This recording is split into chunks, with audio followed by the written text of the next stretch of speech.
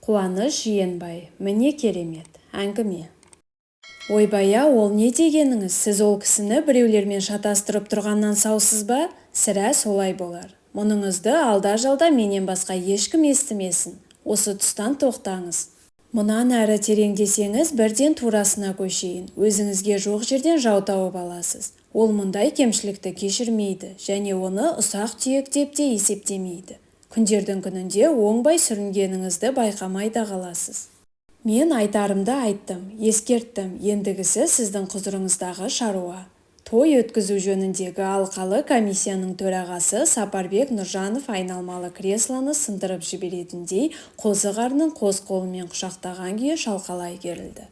Әлденеге таңғалғандай басын шайқады. Телефонның екінші құлағындағы әріптесінің әпенділігіне мырс етіп күлді де, артынша бой сойын жинап тіктеліп отырды. Бір тұтам тірліктің қым-қуыт құпиясын ажырата алмаған, дұрысы ондайға көңіл аудармай, қашан маңдайына сарт етіп таяқ тигенше апың-күпің шапқылап жүре беретін албырт жас емес. Жаманды жақсылы өмір сынағынан сүрінбей өтіп, осы күнге аман-есен жеткені былай тұрсын, кез келгеннің уысына түсе бермейтін осы қаладағы үлкен бір мекеменің тұтқасын ұстаған әлгі кісінің ауыз ләміне түсіне алсашы. Әлде Нұржановтың да тамырын басып көрейін деп әдейі істей ме?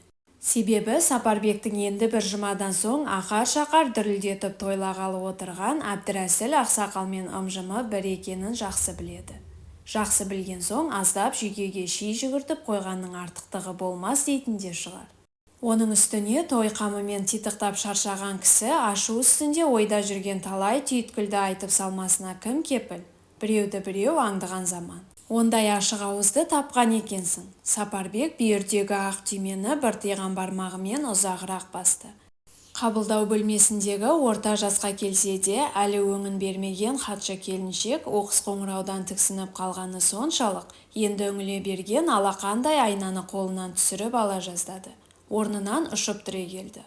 Бастығын не түлен түртті? Шай ішетін уақытқа әлі 1 сағат бар. Ара-тұра жүрек талмасына қарсы түймедей екі түйір дәріні қиналыссыз жұту үшін 1 стакан су сұраушы еді. Со болмаса... Емен есіктен опадалап жағылған жарты бетке шай әкел деп белгі берді. Мойынға қылғындырып байлаған қоңыр галстук тынысын тарылтқандай ма немене саусақ ұшымен түйінін тарқатты. Сөйтті де паркет еденді сықырлатып, ат шаптырым кабинеттің ана басы мен мына басын армансыз кезгіледі. Әлгі бар болғырдікі не қалжың? Әлде жоғары жақтан бір сигнал түсті ме? Солай болған күнде де оны Сапарбектің естімей қалуы қалай? Қызық. Әр ойлап, бер ойлап, дәл осынысын ақылға сыйғыза алмады, және ондай шұғыл мәселе туындаса, менің естімей қалуым мүмкін емес қой деп өзін-өзі қолпаштағандай алақанымен самайын сипады. Бәрі кешегі жиналыс үстінде ойдағыдай шешілген. Қаралған шаралар бірінен соң бірі тізбектеліп, әрі оларға жауаптылардың аты жөндері де жұрттың бәріне хабарланған. Ал ендеше әлгі жолың болғырдікі не сандырақ? Әбекеңе арналған салтанатты кешті жастар театрында өткізсек. Оу, не болып қалды аяқ астынан? Сол бас қосудың үстінде, яғни төрт көздері түгел отырғанда, дайындық жұмыстарына кірісе беріңіздер деп опера театрының басшылығына тапсырма беріп қойғандары қайда? Адам-ау, Әбекең Әбдірәсіл Сейтжапаровичтан не аяйтындарын қайдам осы жұрттың? Елдің болашағына барын салып, күндіз отырмай, түнде ұйықтамай, жан-тәнімен қызмет қылған және сол еңбегінің өтеуін мына жарағырлар қалай бағалар екен деп, осы күнгі билік басындағылардан иненің жасуындай бір нәрсе дәметпеген ақ жүрек пенде Әбекеңдей-ақ болар. Ол кісінің орнын басатындар сирек. Әбекең ғой, ертең көрерсің. Әр облыстан артынып-тартынып құттықтауға келген делегацияларды қайда жайғастырамыз деп жанығып жүріп, қала халқын ұмытып кетпесе сол-ақ. Оның соңы дау-дамайсыз бітсе жақсы. Театрға тұмсық батыра алмағандар өліп-тіріліп қан сорпамыз шығып, юбилейді өз деңгейінде өткіздік қой дегенмен, біздің адресімізге де мақтау айта қоймас. Сойып салар сыртымыздан. Қанша күннен бері юбилей қамымен шапқылап жүргенде, ертең бір тұстан кішкене кемшілік кетсе, оған басымен жауап беретін Сапарбек ешқайда қаша алмайды. Бәрінен құтылып, ертеңінде аяқтарынан тік тұрып қызмет еткендер бас қосқан соңғы жиында Әбекеңнің кейінгілерге риза болған ниетін естіп, үйге барған соң бір бокал вискиді тартып жіберіп, алаңсыз ұйықтағанға не жетсін. Рахат, сол сәтің тезірек келсін шай. Айтқандай, ауыл ақсақалдарына тән ондай кеңпейілділік Әбекең тарапынан айтыла қойса, қайдам-ау, дегенмен үкіметтік деңгейде қаулы қабылданып, мән берілген шараны мінсіз атқару Сапарбектерге жүктелген міндет. Юбилей өткізбе, өткіздің екен, ауыз жарымайтын тірлікке бекер шашылма. Опера театрының кең залы тұрғанда жастар театры дегенді қайдан тауып алды әлгі сұмырай? Қалта телефонына түскен қоңыраудың қайдан соғылғандығына назар аудармастан бірден тетігін басты. Осы шараға жауаптылардың бірі қала әкімінің орынбасары Бөрібаев аздаған амандық саулықтан соң негізгі шаруаға көшті. Анадағы мәселені тағы бір пысықтайын деп, ол қандай мәселе? Сапарбек әдейі дым білместің рөліне көшті. Бәрі көкірегінде сайрап тұрса да, оны қапелімде жадынан шығарып алған кісіше қуақылана жымиды. Дайындық ойдағыдай, шалды ең кемі 10 жасқа жасартатын болдық. Ондай кешті көрген де арманда, көрмеген де арманда. Айта беретін несі бар? Әбекеңе жасалған жақсылықтың шет жағасы ертең бізге де жұғысты болса, сізге әлі қайда? Көрінген таудың алыстығы бола ма? 60-тан асқан соң 70 дегенің көзді ашып жұмғанша жетіп келеді ғой. Тірі жүрсек, оның да бір амалын қарастырармыз. Ұмытып кетпесеңдер болды да. Оған дейін ат үстінде аман жүрсек, біреулер апас-қапаста орта жолда аударып кетпесе. Жә, оның бет аулақ, бекер уайымдайсыз, сырт көз сыншы, қолымыздан анау айтқандай жәрдеміміз тимесе де, сырттарының бәрін бақылап жүреміз. Сіз секілді орнықты азаматтар жерде жатқан жоқ. Сеніміңізге рахмет. Негізгі мәселені төбеден көрсеткізуге оның да жүрегі дауаламайтын болса керек, әрненің басын шатып алыстан орағытады. Сол ғой Сапеке, юбилейді ойлап, о жағына бас қатырып қайтесіз? Қалғанын алып кел, мен шауып келдің жігіттер-ақ тастай тындырады. Ал ана мәселенің түйінін тарқататын сізден басқа оңтайлы адамды көріп тұрғанымыз жоқ. Осы төңіректегілердің бәрімен ақылдастық, айналсоқтап сізді маңайлай береді. Кәкір-шүкірге бекер уақыт өлтірмесін деп тағы да қаперіңізге салып жатқаным, сізден басқа сүйенеріміз жоқ, аман болыңыз. Телефон үзіліп қалды. Кеңсе мен үйінің арасы анау айтқандай ат шаптырым алыс емес. Кешкі салқынмен жаяу жүргені алдымен өзіне пайда, сосын кішкене болса да біреулерге жәрдемі тигені оның үстіндегі шүкіршілік. Хатшы келіншекті табан астынан төтенше тапсырма туындамаса, жұмыстан тыс уақытта көп ұстамайды. Үйдегілер күтіп отырған болар, бара беріңіз деп маңғаздана иегін қағады. Бастығының осы секілді жомарттығына не деп жауап қатарын білмей, жанары жалт-жұлт етіп ризашылығын сонысымен дәлелдегісі келгендей, үсті-үстіне басын изеп, емен есікті жайлап жауып сыртқа беттейді.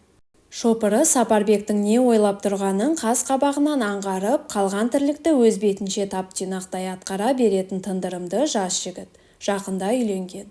Ел көзіне көлбеңдеп түсе беруді іштей ұнатпаса да, жастарға ағалық тілегімді айту парыз шығар деп тойларына қатысып, тост көтерді. Мұны көргенде екі жастың ата-анасы төбелері көкке жеткендей марқайып қалды. Бірінші дастарханнан соң рұқсат сұрап, ырду-дырдудың арасынан сытылып шығып кетті. Үнемі қанатын қомдап, ұшатын құс секілді Сапарбектің талтаңдап бері бұрылған сәтін үздіге күтетін бозымның жаңағы қайта берден соң екі қолын шапаттап, қуаныштан мәшине рөліне қалай отырғанын көзге елестету соншалық қиын еместі.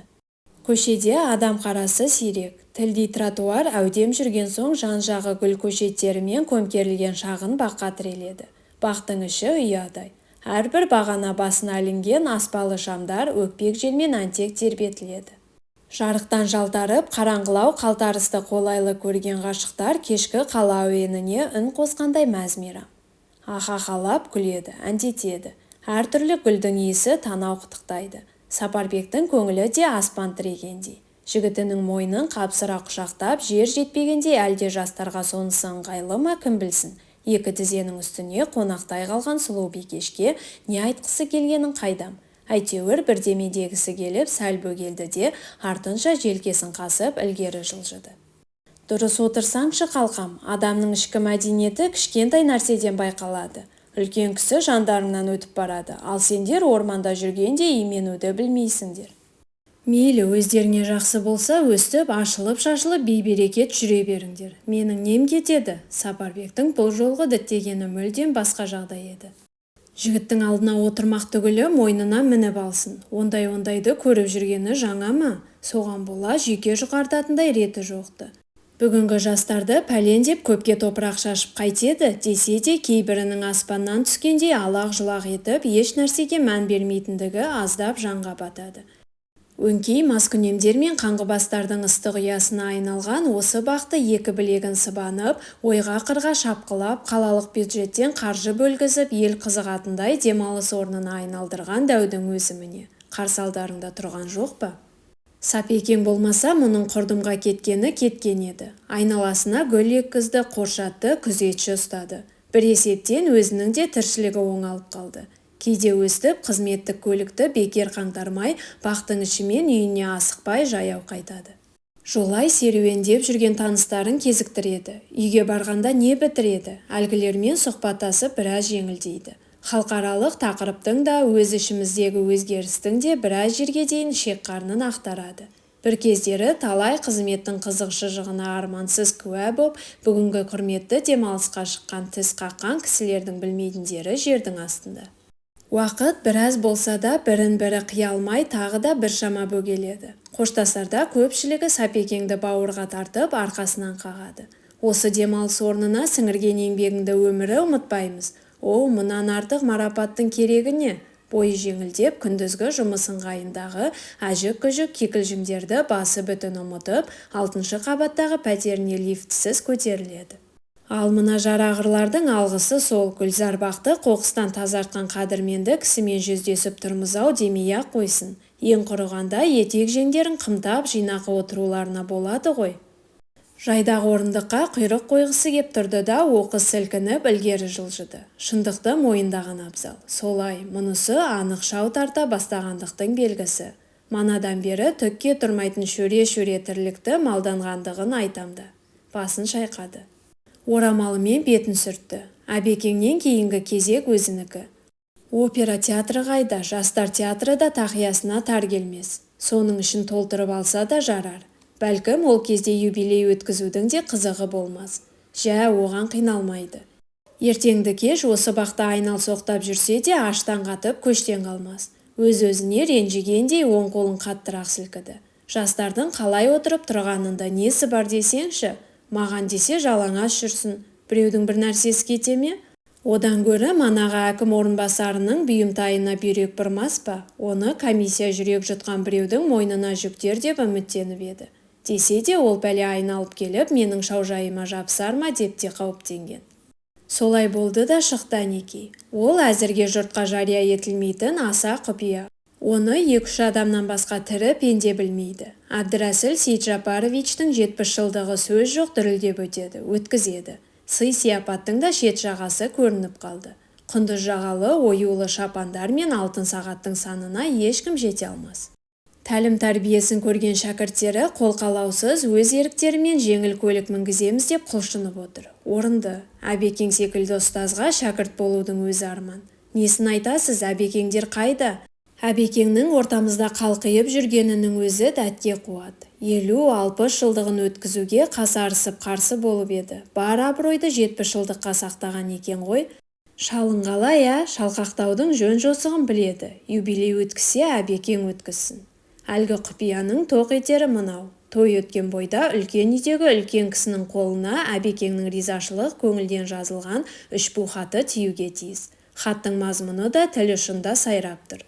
Сіздің көреген басшылығыңыздың арқасында халқымыздың әл-ауқаты жақсарды, елдің көңіл күйі көтеріңкі. Болашақта мұнан да жақсы боларына сеніміміз мол. Сізге шын жүрегіммен шексіз алғысымды білдіремін. Ойдағыдай юбилейімді өткіздіңіз. Бұлай қарасаңыз, мұнда тұрған түк те жоқ. Хат кәдімгі хат. Күнделікті қолданыстағы хабарлы сөйлемдер. Ең өзектісі хатқа қол қоятын кісінің мәртебесінде.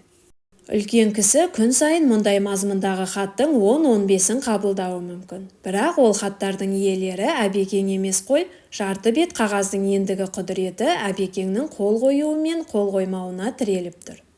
Қол қойса 4 құбыла түгел, ал қоймаса 70-ке келген шалың анау-мынауға шағыла салатын жаңғақ емес, қыңыр.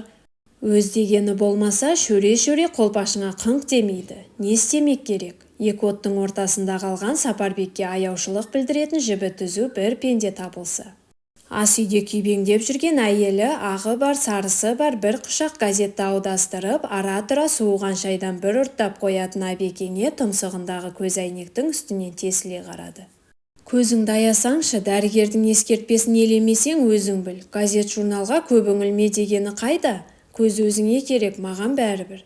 Ендігі қалған ғұмырға осы да жетер. Аяқ жолымды көріп жүруге жараса, немерелердің сабағын тексеріп тұрамын дегенің қайда? Үлкейген кісі не демейді? Олардың әке-шешесін оқытқаным аз еді. Енді кеп балаларына өздері ие болсын. Құлағымның тыныштығы керек деді де бір-екі газетті қолтығына қысып, келесі бөлмедегі қызыл диванға барып жайғасты. Жарты ғасыр отасқан бәйбішесіне де аздап өкпелі. Қызметте жүргенде Әбекеңнің үстіне шық жұқтырмайтын. Әсіресе осындай түс мезгілінде тамақтан соң 10-15 минут мызғып алсыншы деп аяғын ұшынан басып тысқа шығып кететін. Ал қазір баяғы үйреніскен дағды 90 градусқа бұрылған. Әлде қызметті жастар істесін деп демалысқа шыққан кісі қадір-қасиеттен де бірден айырылама. Қап мұндайын білгенде Әбекеңнің көз алдынан талай дүние дөңгеленіп өтті. Металлургия институтының директорлығынан арыз беріп өз еркімен босады.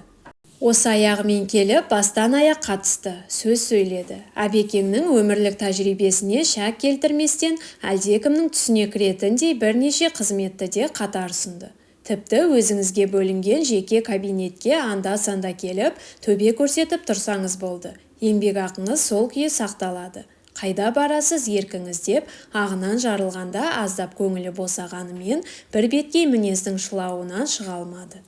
Діні қатты ғой, Әбекең айтпайды, айтса еменнің ер бұтағындай сіресіп алған бетінен қайтпайды. Бір нәрсесі ұмыт қалғандай жастардың арасында сүйретіліп жүре бергенді қаламады. Юбилей өткізгелі жатқан көрінесің, және одан менен басқаның бәрі құлағдар. Бәйбіше тағы бір жайдың ұштығын шығарды. Менің естімегенім не қылар дейсің, бұртаңдаймын да қоямын. Оған сенің де түгін кетпейді. Мына тұрған Қарағандыдағы қызың естімесе қызық сонда болар. Балаларымен бірге келіп, кештің ішінде болсын. Хабарлассам қарсы емеспісің? Сен неге орынсыз жерге келіге бересің, а? 70 жылдықты жасап жатқан мен емес. Сенсең, оның жай жапсарынан да білетінім шамалы. Той-тойлауға о бастан құлқым жоқ. Менің рұқсатымсыз істеліп жатқан шараға кірісіп нем бар, уақытында көрерміз. Көрерміз деп көмілжімеңіз, юбилейді қалай өткізсек деп шабылып жатқан жұртты ақмаққа санаймысың? Сенімен алдын ала ақылдаспады дегенге кім сенеді? Әбекең басын көтеріп тіктеліп отырды. Менің мінезімді білесің ғой бәйбіше, бұл турасында ендігәрі бірдеме десең менен жақсылық күтпе. Сабаймысың? Оны өзім білем, есікті жап, кісіге тыныштық бер. Дауысы дірілдеп қаттырақ шықты. Түс мезгіліндегі 1 сағат ұйқының кестесі келіспеді. Көзі жұмулы, көкірегі ояу. Бәйбішесіне де бекер ұрысқанын жан жүрегімен сезіп жатыр. Балалар жеке-жеке үй болып, қанаттары қатайған қарлығаш секілді осы ұядан тұз-тұзға ұшып шыққан. Ара-тұра немерелерді әкеліп бір ескетіп кетеді әйтеуір. Ендігі тұз дәмнің әуселесі белгілі, темірден жаралмағаны анық. Бас ауырып, балтырсыздаса Әбекеңнің басын сүйіп, аузына су тамызатын кім? Бәйбішесі. Қалай дегенде де Әбекеңнің әлгі әкіреңдеуі артық. Есебін тауып кешірім сұрағаны мақұл. Тыныштық керек, юбилейі бар болсын. Өткен айда Жезқазғаннан оралған. Сол сапардан көңілге түйгендерді біреулерге сабақ болар деп қағазға түсіріп жүргенді. Соңғы нүктесін қоя алмай әлек. О жаққа да әлдекімнің қолқалауынсыз өз еркімен барғанды.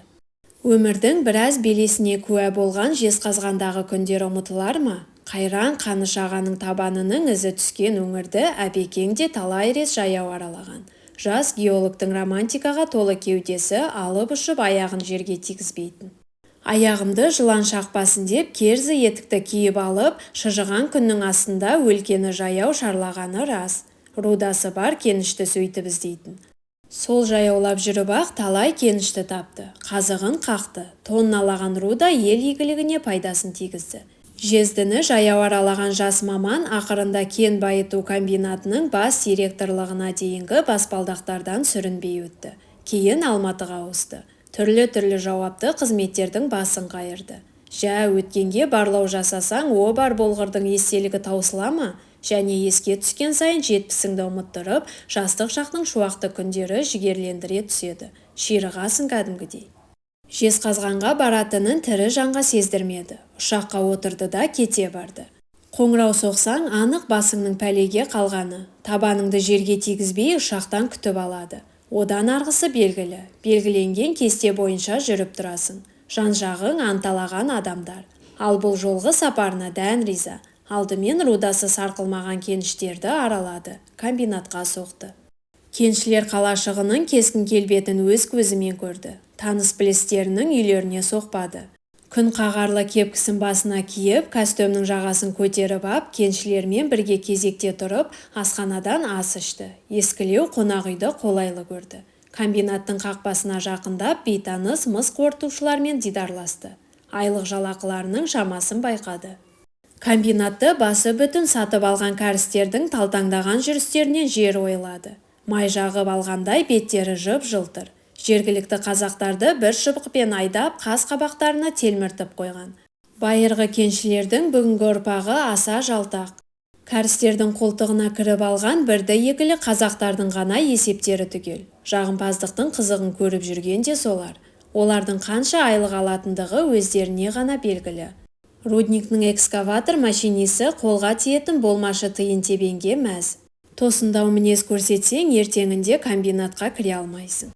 Баяғы Қаныш ағаның қолымен картаға түскен кеніштердің қазыналары таусылуға таяу. Жаңа қожайындар өз беттерінше бір карьердің бетін ашпаған. Кеншілер қалашығының күншығыс бөлігі ойылып, жер астына түсіпті. Қаладан қоныс аударушылар шамадан тыс көп. Олардың жағдайларын ойластырып жатқан кәрістерің шамалы. Олардың басты ұраны экспортқа жөнелтетін таза мыстың көлемін көбейтіңдер. Әбекеңнің қаны қайнап басына тепті. Бірнеше аптаға дейін ұйықтай алмай жүрді. Көрген-білгендерін бастан аяқ қағазға тізді. Сенген қойым сен болсаң, өз ырғағымен пәленбай жыл үздіксіз жұмыс істеп келген комбинатты не үшін кәрістердің қанжығасына өңгере салдық? Шыққан мүйізіміз қайсы? Мұның ақыры немен тынарын кім біледі? Ол жағы осы саланың майын ішкен Әбекеңе 5 саусақтай белгілі. Бір есептен ойға түйгенді қағазға түсіргені де ақыл болды. Құрғақ сөз құйын қуған қаңбақ, дереу ұмтылады. Ретін тауып осы қолжазбаны үлкен кісінің қолына табыстамақшы. Әбеке, шайыңыз дайын, деді бәйбішесі түк болмағандай жадыраңқы көңіл күймен. Сен бері жақындашы.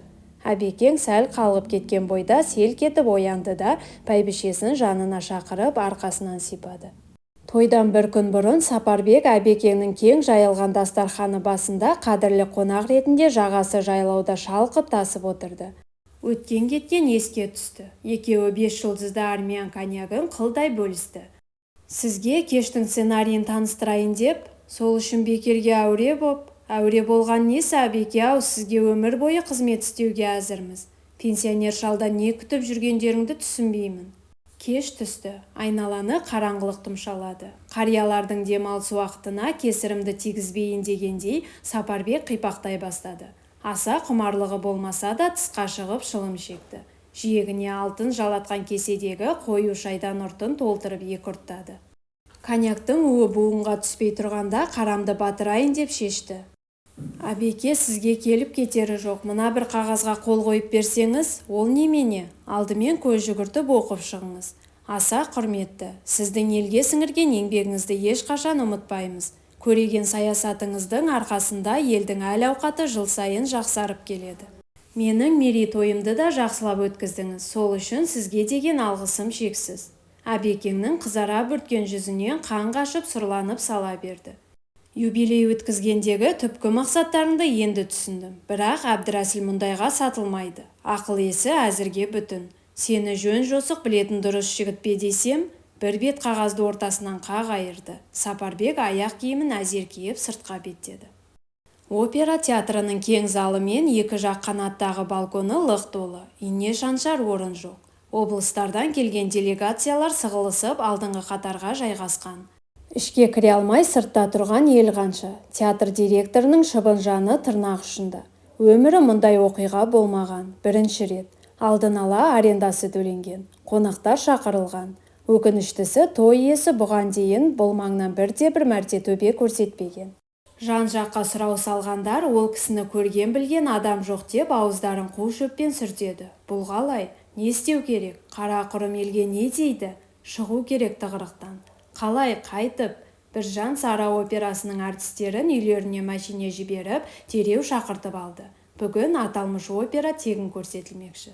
Театрдың қарсы бетіндегі атақты қонақ үйге жаңа ғана орналасқан Азат Ньюстің екі тілшісі апыр-топыр халықтың не үшін жиналғанын білу үшін әрі таңданыстарын да жасыра алмай асай мүсейлерін арқалап төмен түсті. Бұл не дүрлігу? Операға да осынша ел жиналады екен-ау, өнер дегенде ішкен астарын жерге қоятын қазақтардың мына тірлігіне қайтып таңғалмассың. Міне керемет деп, олар сол маңнан шартарапқа сан түрлі тілде шұғыл хабар таратып жатты. Әңгіменің соңы. Достар, әңгімені соңына дейін тыңдап, лайк басып, пікір қалдырып, әдеби арнамыздың дамуына үлес қоса отыруларыңызды сұраймын. Баршаңызға Алла разы болсын. Келесі кездескенше күндеріңіз сәтті болсын. Сау болыңыздар.